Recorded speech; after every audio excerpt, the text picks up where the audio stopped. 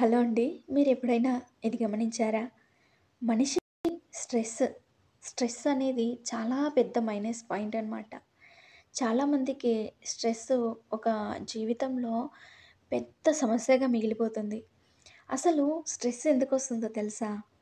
Stress అనేది రావడం మనిషి జీవితానికి ఎక్స్‌పెక్టేషన్స్ అండ్ రియాలిటీ ఈ రెండిటి మధ్యల వచ్చే గ్యాపే పెద్ద స్ట్రెస్ అనమాట.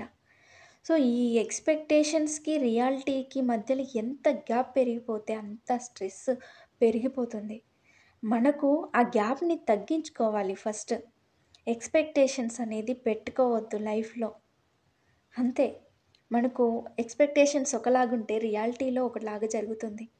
కాబట్టి లైఫ్ మొత్తానికే expectations is nothing. Accept is everything. ఇదొక్కటి మనం గుర్తుపెట్టుకుంటే లైఫ్ అంతా సాఫీగా జరిగిపోతుంది. స్ట్రెస్ అనేది లేకుండగా లైఫ్‌లో ఈజీగా, సింపుల్‌గా, హ్యాపీగా బ్రతికేయొచ్చు. ఈ బ్రతికే మనం కొద్ది సమయంలో, కొన్ని రోజుల్లో, కొన్ని సంవత్సరాలలో స్ట్రెస్ అనేది లేకుండా బ్రతికేయొచ్చు.